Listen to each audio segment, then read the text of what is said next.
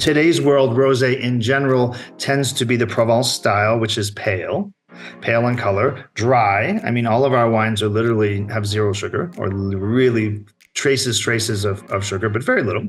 And then that sort of taste profile and appealing. That's the first step. Second step is always imagining what is your product actually worth? What is the price that a consumer will pay, not being too low, not being too high. Three, two, one, yeah!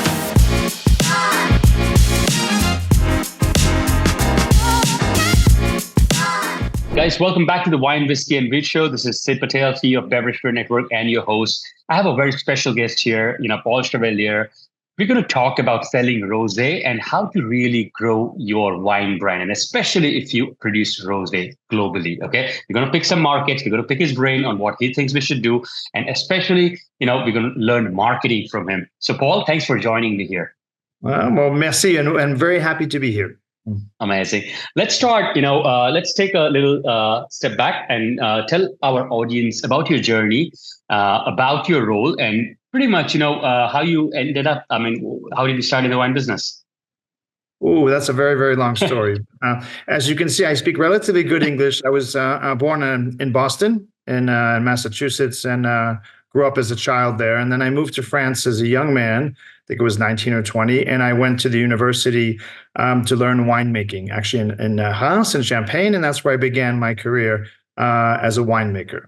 Little by little, it changed, and I went from winemaking to perhaps more commercial and marketing, which I do today. So it's been full circle. I began with Veuve Clicquot, and before it was actually the Moët Hennessy LVMH group, and now back again with Château d'Esclans and Moët Hennessy. So I guess it's full circle in life. Amazing. Let's also add. I would love to ask you before we deep dive into the rosé, especially, and the marketing side of things. Would love to pick your brain on what do you see as the current status moving into 2025 would look like. Just for the wine industry. Like we all know, it's been a flat year or a tough year. We're still expecting. That's what I think would be a tougher and a flat year as well. What are your projections and predictions about where we are as a wine category?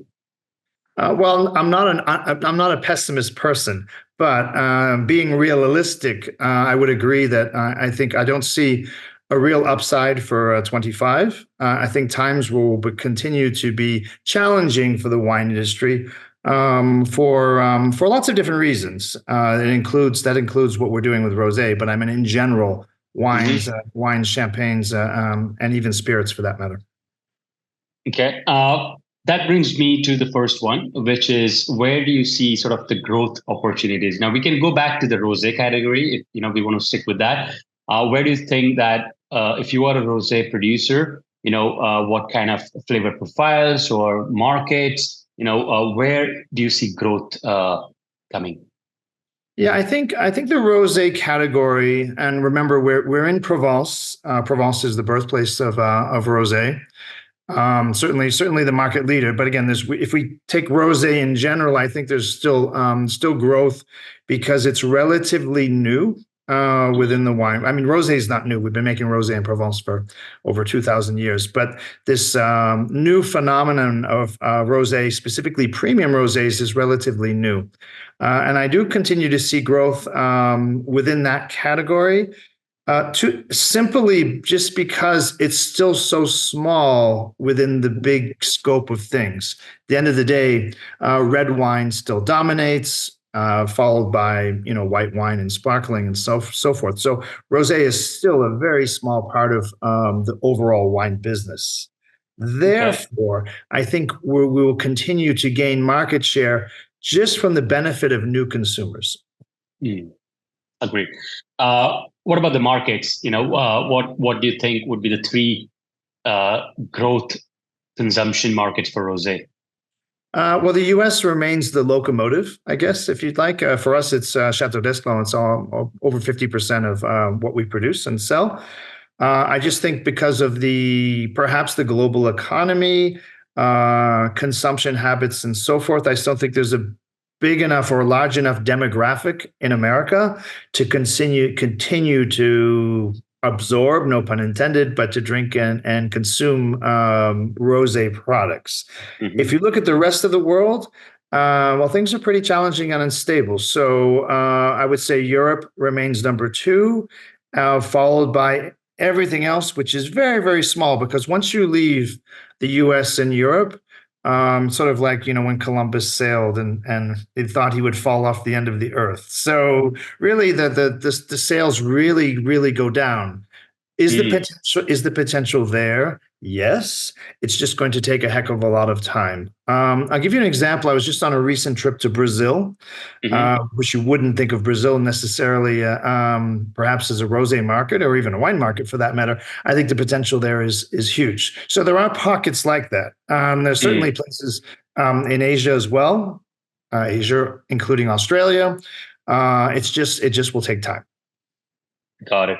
What's the number two? Like US, I heard loud and clear. Where would where can a producer focus their time and money if they had to pick another number two market?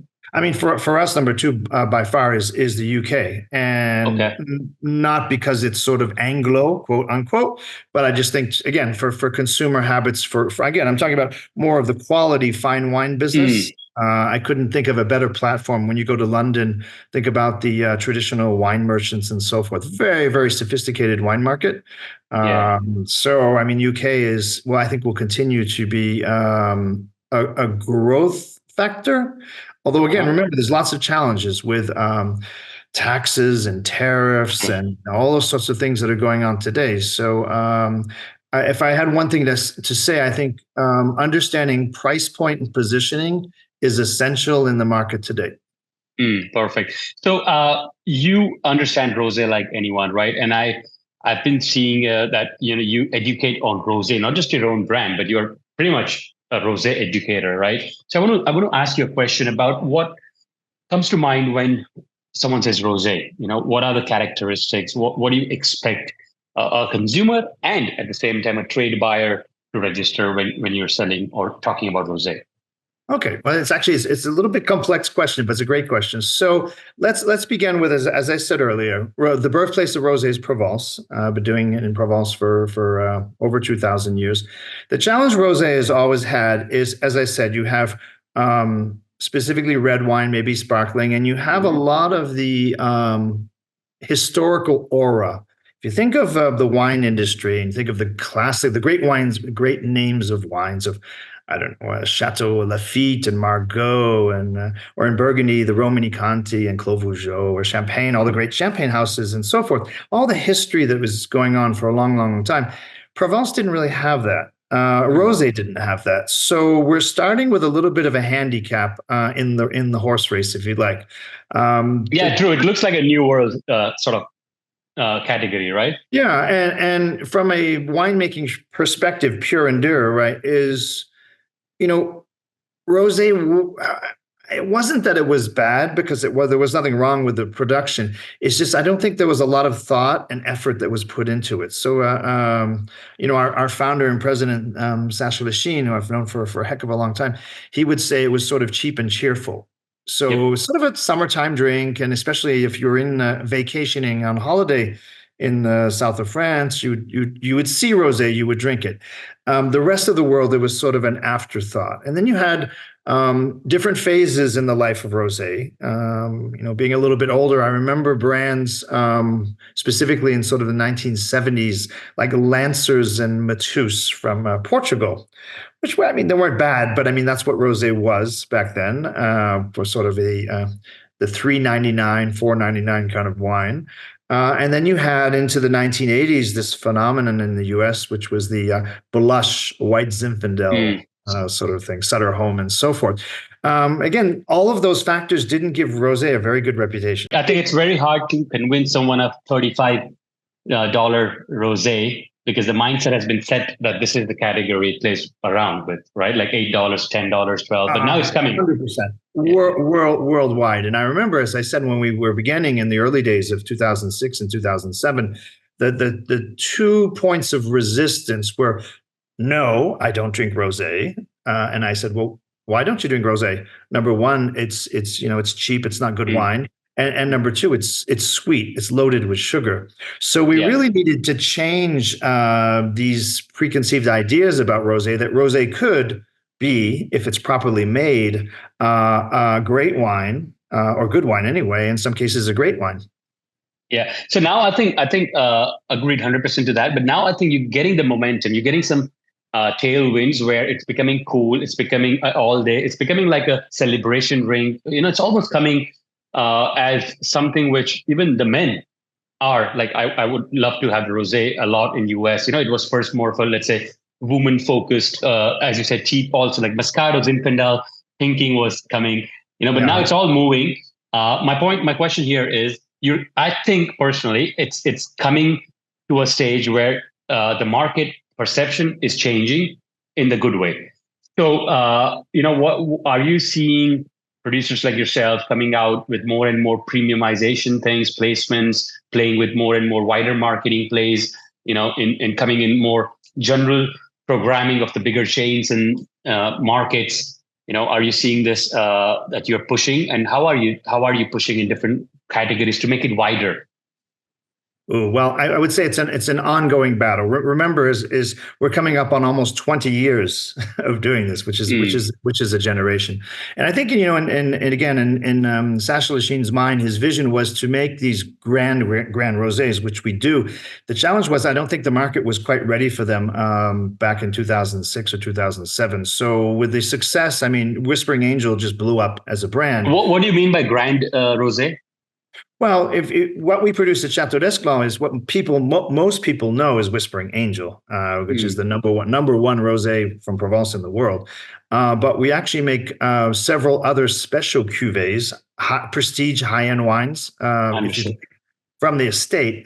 And as I said, in Sacha's mind, that's what really he was thinking and trying to do with Patrick Léon. If you remember the story, the famous winemaker from Bordeaux and Opus One and Mouton Rothschild. But as I said, I don't think the market was quite ready. So it took a heck of a long time, almost a generation, 20 years, to convince people, number one, that they could invest in a bottle of Whispering Angel, for example. And now we're getting into the second phase where people will say, okay, I understand rosé. I understand wines like Whispering Angel. Now I'm ready to spend more than what would cost a bottle of Whispering Angel. And that is unknown waters. Again, we are trailblazing across the world because it hasn't really been done before. It's interesting. I'll say this: as you think about perception in rosé, and why is rosé so popular? And people say, "Oh, but Whispering Angel because of the name." I say, I don't think so. I think it has a lot to do with, number one, the product. And you think about this. We use red grapes. In our case, we use mostly Grenache, but you can use other red grapes.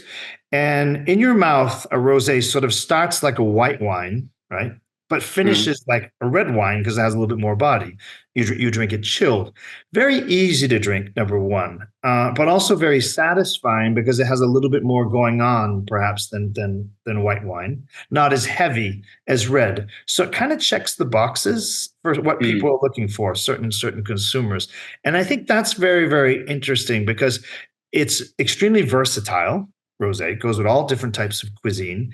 You don't need to necessarily be a master sommelier or a master of wine to understand what rosé is. It's pretty simple, right, in most cases, and it gives you pleasure. So as I said, if you check all the boxes and you're able to satisfy the consumer and you're at the right price point, then you have a winner. So, Paul, you have a reputation. Your company has a reputation. Your brand doesn't need much of a convincing, let's say, when it comes to talking your products because you are the market leader, right? But I'm talking, let's say, let's help the small and medium-sized producers who would want to learn from you on that they are an unknown brand, unknown rosé, and trying to open a new market. Let's say Brazil or America, they're trying to talk to an importer. How would you advise them, like their deck should look like? What should they include? What are the importers usually looking for from a rosé producer, which they've not heard about? What kind of things that you think that they should cover in their importer meetings? Okay. I think, well, number one is what's in the bottle. So it has to be good, right? What does that mean? In today's world, rosé in general tends to be the Provence style, which is pale in color, dry. I mean, all of our wines are literally have zero sugar or really traces of sugar, but very little. And then that sort of taste profile and appealing. That's the first step. Second step is always imagining what is your product actually worth? What is the price that a consumer will pay, not being too low, not being too high? And to be honest, is that they're because of the leaders in the market today, we're one of them, is the bar has sort of already been set. So you know where you're going to be playing in that sort of world. And I think the rest is creating some sort of desirability about your product. So what makes your domain, if it's a smaller property or maybe if it's a brand, what makes it interesting? What makes it desirable? What is your message, and who actually is your consumer? And we're fortunate with rosé, I think, because I think in general, the younger consumer have really grabbed onto rosé. Which is not the case necessarily of traditional wines today. I think for example, Bordeaux, my family are in Bordeaux. I think Bordeaux is having a difficult time today connecting with younger people for many different reasons. That's a different conversation. But I think rosé, we're fortunate because rosé, we're able to connect with younger consumers. And that is a huge plus in today's wine world. So in your case also, pretty much it's usually 12 to 15, let's say, but how can producers overcome this battle if their costs are just not allowing them to be at that range, Okay. So if you are a smaller producer, right, again, getting back to a domain, and you have a small amount of wine and you're able to produce a quality product, then you have the advantage, perhaps, of us positioning yourself a little bit as a niche brand. And because of the small volume, and potentially you could perhaps sell a little bit higher than some of the others. Again, depending on the amount of quantity and the amount of volume you're actually looking to sell. So, but again, you have to find the consumers who are also willing to pay, hypothetically, whatever, $2, $3, $4 more for your products. So you're starting to play more in the world of fine wine. So I would recommend, if you're going to do that, then you better behave. You better, number one, look and feel and behave like that type of a brand. Because otherwise, it just becomes all marketing. And then, why would I be spending $5 more, hypothetically, for some product if it doesn't taste better? Understood. And the second challenge, which we mentioned, we were saying was it was perceived as more of a sweet or a gimmicky or like a casual sort of wine. How it's a progressive, I guess, long-term solution to this is just tweaking small bits at a time.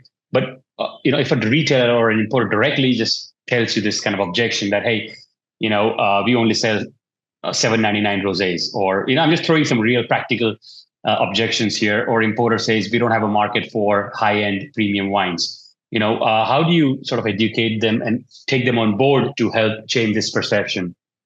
This is more of a difficult question. So I wouldn't count necessarily on the importer and those folks to actually do this for you. So I think at that stage is really connecting more directly with consumers, which is challenging if you're sort of exporting and you're not, but that you would need some sort of presence in the market where you're able to touch people. The beauty today is with everything that goes on, including ourselves on the internet and so forth, is you are able to connect more directly with consumers. You just have to think in a little bit of a different way and set yourself up to some way to sort of a DTC. On the new products, right? New entrants, just if I think you already touched base and gave them the advice of how to position and, if they can't meet the pricing, but what is your ideal? Like, I think you've already mentioned in hints, but what is an ideal good rosé price? What is an ideal customer profile? And if you were to launch a new rosé, let's say today yourself, how would you lay out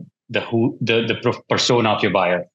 Okay. Well, I think that's kind of, maybe it's not simpler, but it's easy to answer. So in the US, we could use the UK as well as a simple example. I would say the vast majority of this, what I call the premium rosé category, is somewhere between 15 and $20. I would say everybody from Provence pretty much plays within that. I mean, pretty much everybody would be there. So there's very few exceptions. So once you sort of go over that, let's say even $25. Once you go over $25, then you sort of fall off the end of the earth. So there's really very little happening above that. So once you accept that that's your world, then you have to sort of what is your positioning? Where would you like to be? As I said earlier, if you are a smaller brand, then maybe it is slightly higher depending on what you can do and your expectations. But that's where it is, and I think it's important because I always I joke about this, and especially in America, if you're doesn't matter who you are, younger person or not, and you have in your pocket. Let me see if I have one. Yes, I do. If you have a $20 bill, right? So what do you get for $20? Well, you get a beautiful bottle of rosé, and for a lot of people, that's accessible. And think about that. Is it okay? And that's what I'm willing to spend. And that will get you a beautiful bottle of wine. Once you move into a different spectrum, right? Obviously, you can sell to lots of other people, but there'll be less. So you have to be careful. And once you go lower than that, then you're always going to have somebody who's always making some sort of a deal with somebody else, and somebody will always beat you on a lower price. So it's a little bit of a balancing act. Got it. Why have your company or why are you guys so successful in selling rosé? What kind of different things you've done that other producers can learn from? I'll get back to our president and founder, Sasha Lachine. So his vision was, and he's someone who understands really the world international market.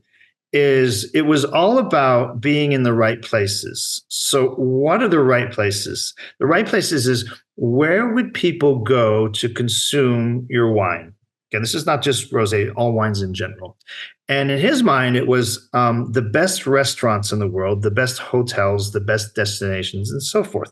And if you're able to go there, and our route to market was very simple. It was taking samples, right? I call it a wine bag, which is an insulated little cooler bag, right? With a few bottles in there, and going to meet people. For example, the buyer of the restaurant, the sommelier, the owner of the hotel, and saying, you should carry my product. And it's a little bit of salesmanship.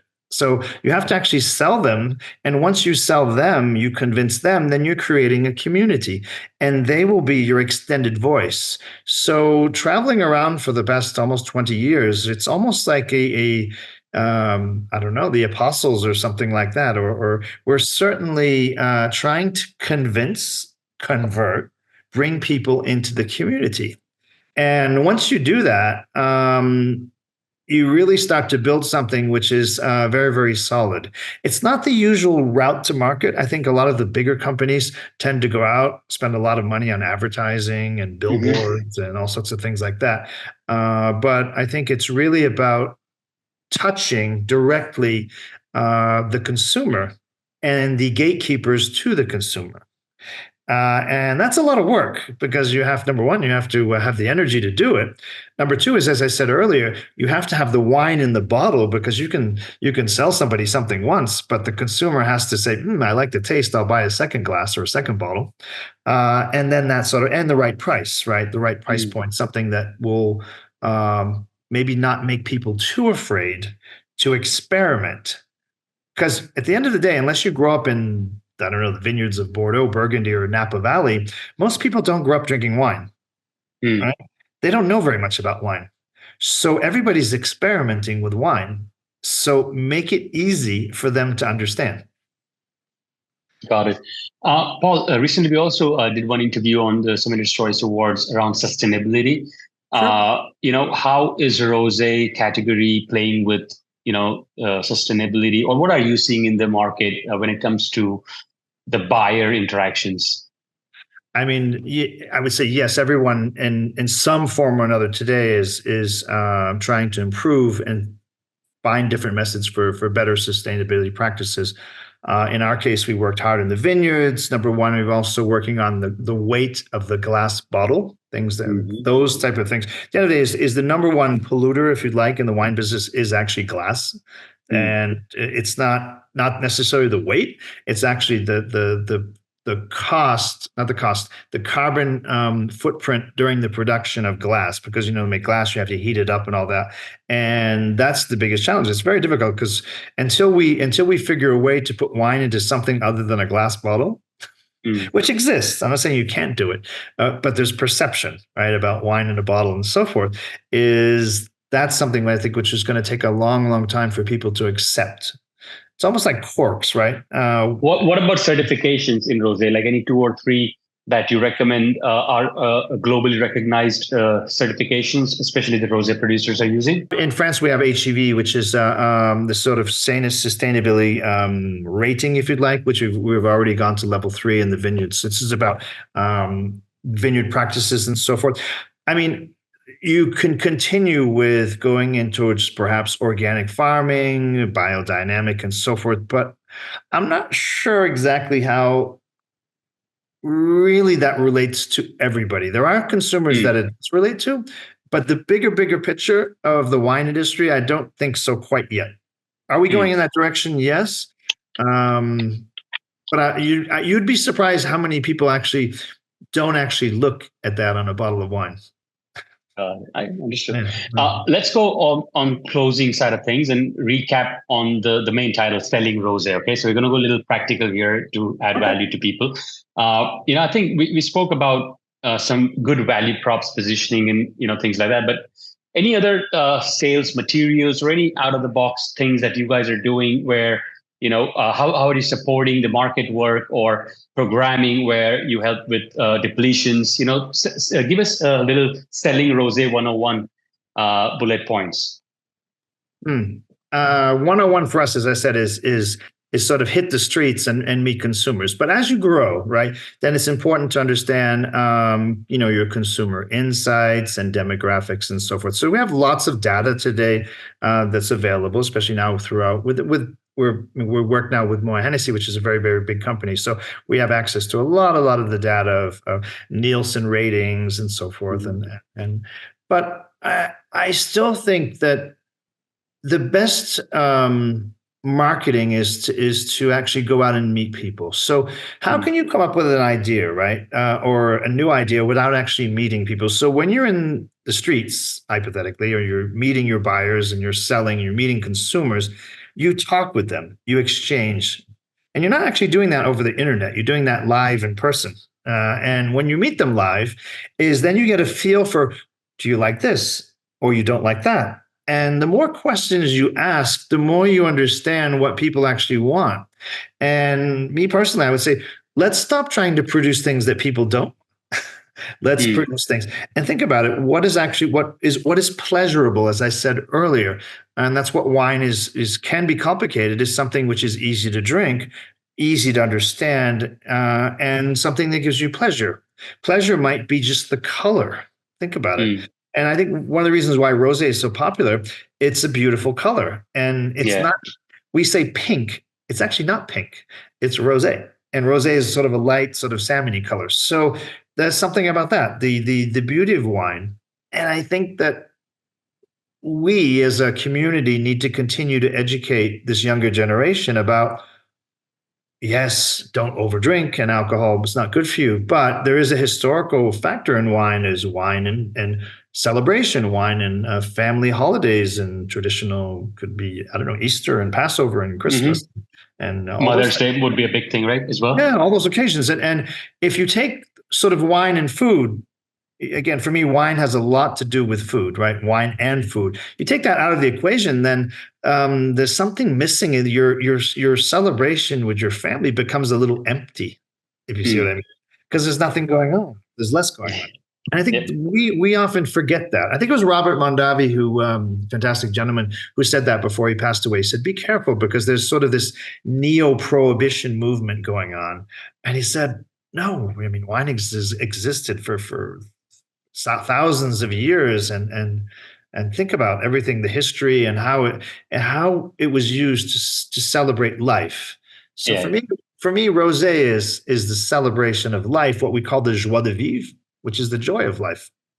Great. Any three or four marketing plays that you think is a very nice sort of ROI positive, good activation examples which really work well for rosé category? Well, again, the advantage to rosé is it does suit itself to many, many, many activities. So let's stop talking about food and wine for now. Let's just talk about just general things that are going on. Let's say you're going to some sort of outdoor event, right? Could be I don't know, sporting or tennis Mhm. or golf or something, a polo and you're or sailing or you're watching it and you were going to have a glass of something to drink, right? I suppose you could drink beer. I'm not personally a big beer drinker and or some sort of cocktail, but I think rosé is perfectly fits to that because number one, you drink it chilled. Mm. Think about a beautiful sunny day. Could be in the summer, but it could also be in the winter. Thinking, we're getting into winter season up in the northern hemisphere now, and think about the ski season. And you're out skiing, and then they have this thing called après ski. So après ski, you're finished, and you want to relax, and the sun is out, and have a glass of chilled rosé. So that's really really cool. I don't think you'd be doing that with red wine for some reason. It just doesn't quite fit the occasion. And then then from other things which could be anything which is social from art exhibits, music, Mm. all sorts of things. So it really covers all the spectrums. And we've done over the years with Whispering Angel many, many activations. I think it helped to, in the early days, to build the brand. I think it helped to build the rosé category, to be honest. And yeah, it was just being out there and sharing with whoever it may be within that community a glass of wine, which just happened to be rosé. So something about it which is a little bit, I don't want to say fun because fun sometimes can be perceived as not being serious, but Mhm. something, a little bit of joy, put it that way. Yeah, perfect. Anything else, Paul, you would want to add, especially for the rosé producers to learn from you? I will be because we are and we're very open, number one, and and Sash is very keen on continuing to build the category. We believe actually competition in the rosé business is actually good. So we're happy to see more producers to come into the fold. Happy to welcome anyone to Château d'Esclans in Provence who wants to come visit us. We certainly just you can reach out to me. Happy to set up a tour, a visit, a tasting for you all, and look forward to seeing you out there in the market because I guarantee we will still be out there. Knock on wood, we'll still be out there promoting and teaching and educating about the virtues of great rosé. Amazing. Thank you so much. I really appreciate your insights here. I think definitely. I mean, I'm seeing fundamental shifts in rosé. Like, it's a nice drink. I mean, it's really refreshing. It feels like a day drink you can enjoy. I would agree, and I would say, last but not least, is traditionally, as I said earlier, was a little bit of a summertime, holiday vacation at the seaside sort of beach product. Today, I guarantee it's becoming. I call it Rosé 365. So I see Yeah. rosé every day, all year round, spring, summer, winter, fall, and all occasions. So Yeah. that's part of the revolution, or let's call it a renaissance, the rosé renaissance, which we're seeing.